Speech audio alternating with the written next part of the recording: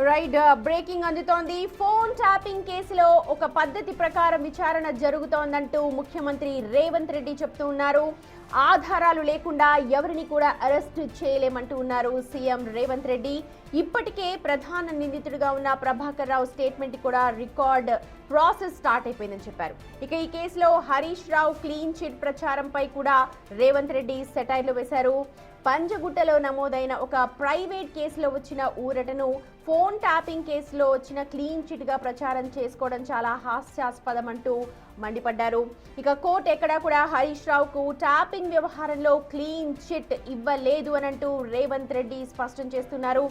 గత బీఆర్ఎస్ ప్రభుత్వ హయాంలో ఏకంగా 6,000 ఫోన్లను ట్యాప్ చేశారంటూ సీఎం ఇప్పుడు సంచలనంగా మాట్లాడుతూ ఉన్నారు. సామాన్యుల నుండి సెలబ్రిటీల వరకు ఎవరిని కూడా వదిలిపెట్టలేదని, భార్యాభర్తల వ్యక్తిగత సంభాషణలను కూడా విన్నారు అనంటూ రేవంత్ రెడ్డి తీవ్ర ఆవేదనను వ్యక్తం చేశారు. ఇది కేవలం నేరం మాత్రమే కాదు, ప్రజాస్వామ్యాన్ని ఖూనీ చేయడమేనంటూ కూడా ఆగ్రహం వ్యక్తం చేశారు రేవంత్ రెడ్డి. 2014 జూన్ 2 నుండి ఇప్పటి వరకు జరిగిన హెల్త్ పాలసీ, టీడీఆర్లపై ఏ విచారణకైనా సిద్ధమంటూ సీఎం రేవంత్ రెడ్డి సవాల్ విసురుతున్నారు.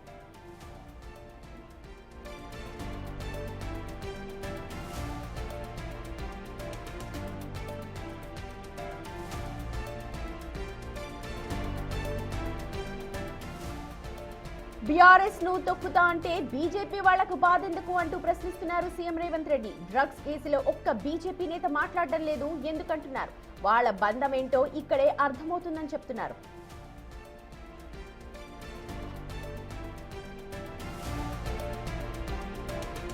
వీటితో పాటు విద్యా విధానంపై కూడా రేవంత్ రెడ్డి కీలక ప్రకటన చేశారు. ఇకపై 10వ తరగతి పరీక్షలు, బోర్డ్ ఎగ్జామ్స్ ఉండవంటున్నారు.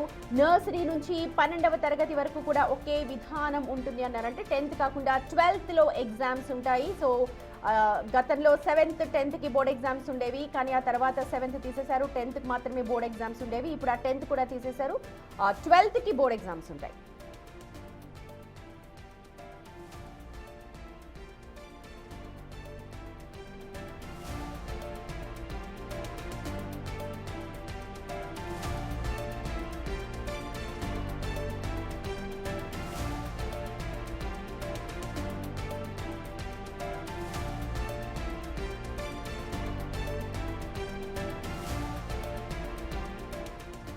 రైట్ ముఖ్యమంత్రిగా ప్రమాణ స్వీకారం చేసిన తర్వాత విద్యా వైద్యంపై ఎక్కువగా ఫోకస్ చేస్తున్నారు. ముఖ్యంగా విద్యపై ఎక్కువగా ఫోకస్ చేస్తున్నారు సీఎం రేవంత్ రెడ్డి. ఇందులో భాగంగానే పూర్తిగా ప్రక్షాళన చేసే దిశగా అడుగులు వేస్తూ ఉన్నారు. నర్సరీ నుంచి 12వ తరగతి వరకు కూడా ఒకే విధానాన్ని అమలు చేస్తామంటున్నారు. గతంలో లాగా 10వ తరగతి బోర్డు ఎగ్జామ్స్ ఉండవంటున్నారు. 12వ తరగతికే ఎగ్జామ్స్ ఉంటాయని చెప్తుంటున్నారు. విద్యా విధానంపై సమూల మార్పులు అవసరమని చెప్పి అభిప్రాయాన్ని వ్యక్తం చేస్తూ ఉన్నారు.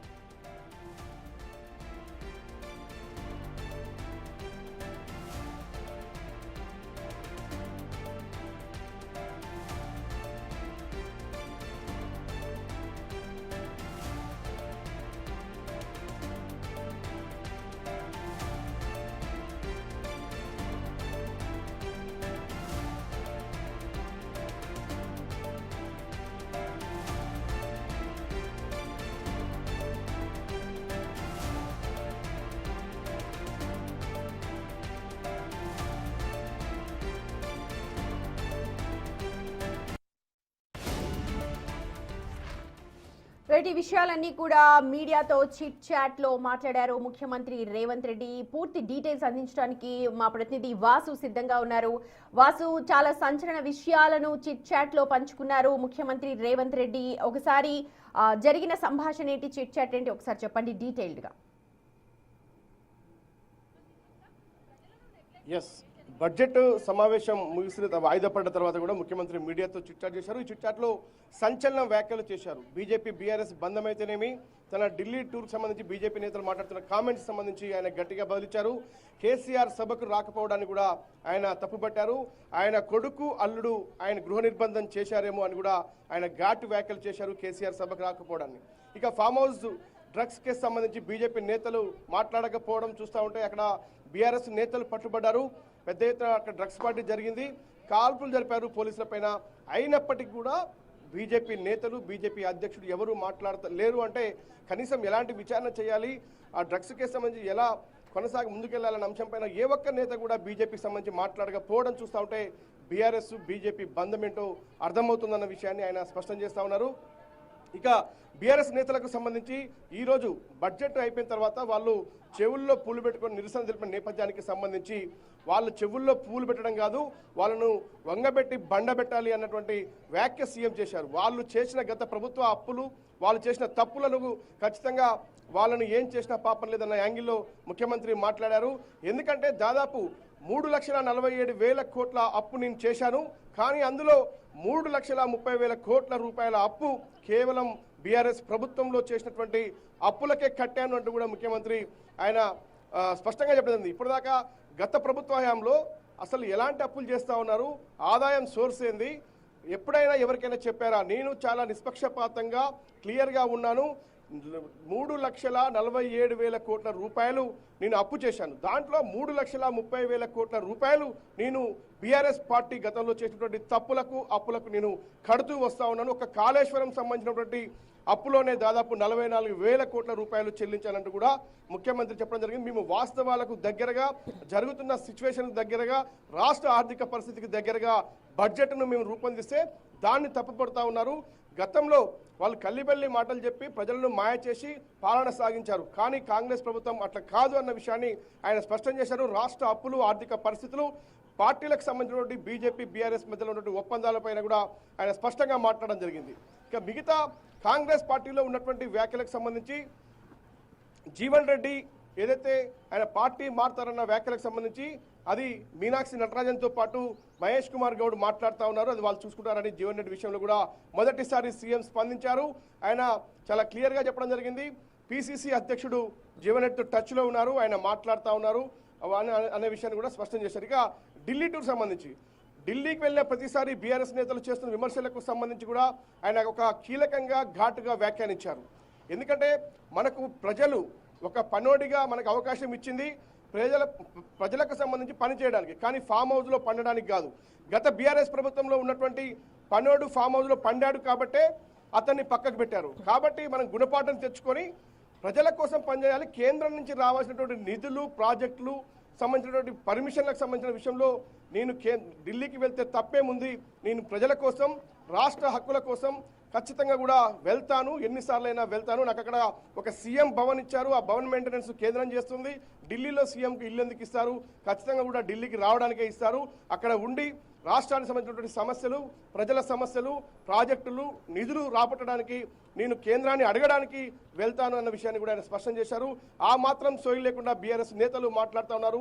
కానీ ప్రజలు అవకాశం ఇచ్చింది ఫామ్ హౌస్ లో పండడానికి కాదు, ప్రజల కోసం పనిచేయడానికి కూడా సీఎం ఘాటు. అయితే వాసు వీటన్నిటికంటే కూడా ఇంట్రెస్టింగ్ గా ఫోన్ ట్యాపింగ్ వ్యవహారంపై మాట్లాడారు సీఎం రేవంత్ రెడ్డి. దాని మీద ప్రజలందరూ, ఎందుకంటే 2 తెలుగు రాష్ట్రాలు మొత్తం కూడా ఊగిపోయాయి ఫోన్ ట్యాపింగ్ వ్యవహారంలో.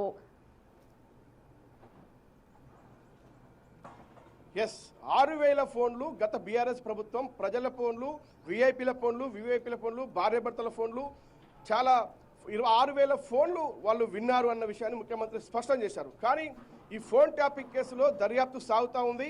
మొన్నటిదాకా ఈ కేసులో కీలక A1 నిందితుడు ప్రభాకర్ రావు అమెరికాలోనే ఉన్నాడు. ఆయన రీసెంట్గా వచ్చాడు.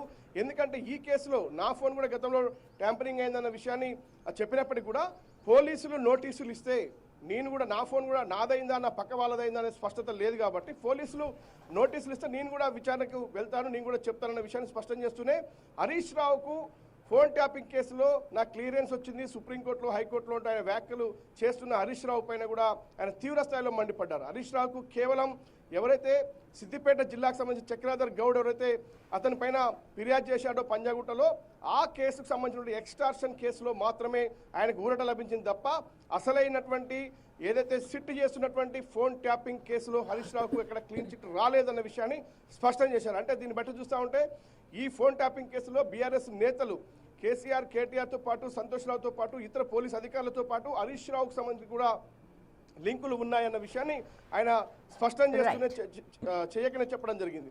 ఎందుకంటే గతంలో హైకోర్టులో చక్రాధర్ కేసు, గౌడ్ కేసు మాత్రమే ఆయనకు అక్కడ ఎఫ్ఐఆర్ని రద్దు చేశారు. కానీ ఇక్కడ సిట్ దర్యాప్తు చేసినటువంటి ఫోన్ ట్యాపింగ్ కేసులో ఆయన క్లియరెన్స్ లేదు.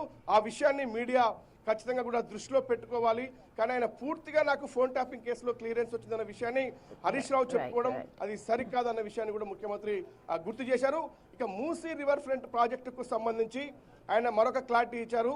మూసీ రివర్ ప్రాజెక్ట్ అనేది మొదటి ఫేజ్ కొనసాగుతుంది. మూసీ రివర్ ప్రాజెక్ట్ ఎట్టి పరిస్థితుల్లో వెనక్కి తగ్గే ప్రసక్తే లేదు. ముందుకు వెళ్ళడం మాత్రమే మన ముందు ఉన్నటువంటి మార్గం. ఎందుకంటే మూసీ నదిని మరొక నదిని హైదరాబాద్లో సృష్టించడం కష్టం. ఉన్న నదినే బాగు చేయాలి కాబట్టి మూసీ ప్రక్షాళన హైదరాబాద్ నగరానికి అత్యవసరంగా అవసరం కాబట్టి ముందుకే వెళ్తాను.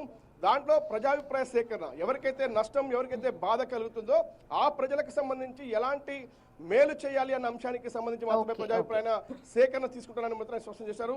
మొత్తానికైతే ముఖ్యమంత్రి చేసినటువంటి చిట్చాట్లో కూడా చాలా కీలక వ్యాఖ్యలు, కీలకమైనటువంటి ముఖ్యమంత్రి పదవికి సంబంధించి వచ్చేసారి ముఖ్యమంత్రి మీరే ఉంటారా అన్న అంశానికి సంబంధించి కూడా క్లారిటీ ఇచ్చారు. ఎందుకంటే కాంగ్రెస్ పార్టీలో ఎవరికైనా ఏదైనా ఎదగడానికి అవకాశం ఉంది. ఎందుకంటే ఇక్కడ పివి నరసింహారావుతో పాటు కేసీ వేణుగోపాల్ విషయాన్ని కూడా గ్రామీణ స్థాయి నేతలుగా ఉండి హై స్థాయి కూడా ప్రధానమంత్రి స్థాయి కూడా వెళ్ళినటువంటి పివి నరసింహారావును ఎగ్జాంపుల్గా చెప్పడం జరిగింది. కాబట్టి కాంగ్రెస్ పార్టీలో ఎవరైనా ఏదైనా అడగొచ్చు, ఏదైనా కావచ్చు అన్న విషయాన్ని ఆయన మరోసారి స్పష్టం చేశారు.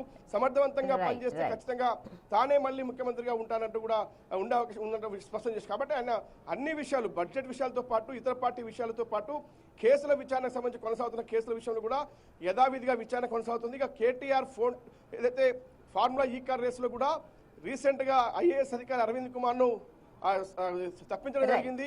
బిఎల్ఎడ్ని తప్పించాం. కేటీఆర్ విషయంలో కూడా విచారణ కొనసాగుతుంది. త్వరలోనే ఇటీవల కాలంలోనే కేంద్రం నుంచి అనుమతి లభించడం. Right Vasu, thank you so much.